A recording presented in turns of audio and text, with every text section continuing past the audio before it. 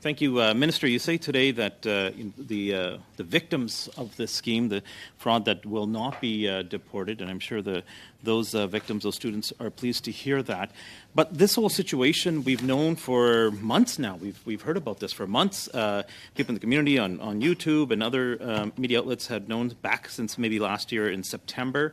CBC picked up this news story earlier this year, and all of these students that have had deportation issued against them, because the department realized their mistake. Their mistake was that they accepted these fake letters and issued valid visas to Canada for them to come here. Now, since then, those students have gone to school. They've been studying. Some of them started working. Some of them started a family here, got married, have children. They've essentially set up roots here in Canada, because this happened over several years. And then when the department realized their mistake, they issued deportation orders, essentially a shoot first, ask questions later situation, and it left the students with significant mental health issues because of the stress of that, and financial as well, because not only did they already pay for their student fees and everything else it takes to get to Canada, but now they're paying immigration lawyers and others again to be able to fight to stay here when they were the victims of this whole scheme. And now, like I said, we've known this for months. Conservatives have raised this issue in the House of Commons. Our leader, Pierre Poilievre, had questions in the House of Commons about this issue. In this committee, we've had at least 3 to 4 times a motion that was presented to study this issue, and unfortunately, Liberals and NDP rejected that motion. So, Minister, you've had the power to do what you're saying today the whole time. You had that power. Why didn't you do this before? Madam Chair, how much time do I have to answer that question? I had a number of elements that I'd like to address each of them. 4 minutes left. 4 minutes? Yeah, 4 minutes for he's Mr. Uppal. sharing his time. Yeah. 4 Okay, first of all, Mr. Uppal, thank you. And I always view you to be a reasonable parliamentarian, and I have a lot of respect for you as well, and I enjoy our conversations. The reality is I became of this issue around the beginning of spring, not at the end of last year. And when I first became aware of it, it was a result of media reports that claimed that there were 700 international students who were impacted by this. I wanted to verify the veracity of that reporting. It turns out that was not an accurate reflection of what was going on. It's really, really important when we're dealing with something as serious as a person's ability to remain in Canada that we know the facts that we're dealing with. So we undertook a bit of work to understand what was actually going on.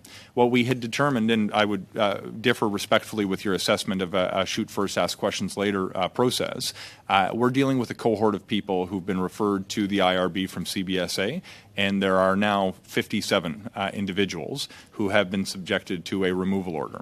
Understanding what was going on after this process has played out when people had an opportunity to adduce evidence was very important. To the extent that I could communicate we were working on a solution for people who were in fact genuine students, we tried to communicate online to demonstrate that we were working towards a solution. But to identify the right solution sometimes takes longer than people would like, including me on many occasions. But the reality is I'm not just looking at the need to demonstrate compassion to those who I think should remain in Canada. We absolutely need to demonstrate compassion to those people who should remain in Canada. But we also need to protect the integrity of the system.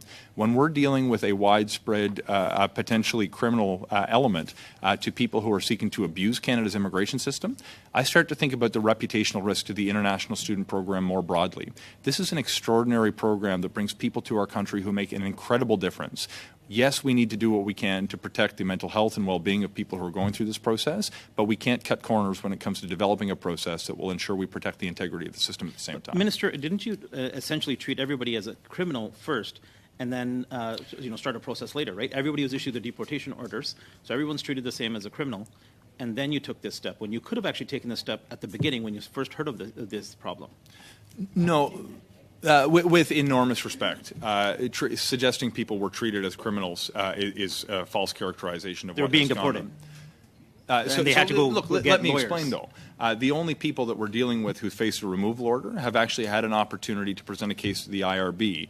But we have a shortcoming in this instance, and that shortcoming is tied to the fact that there are individuals who didn't know that they were taken advantage of, but the rigidity of the existing rules would have resulted in their removal.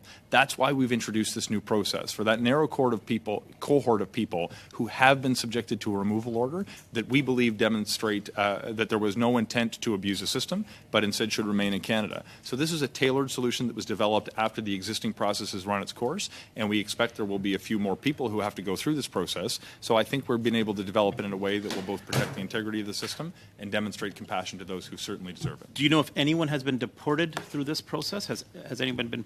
There have been some individuals who've been deported. It's not a large number. I believe there are 8 people who have been deported. Those people, should they wish to take part in the process, will have the access to the same program that we have now put forward. Will they be able to come back?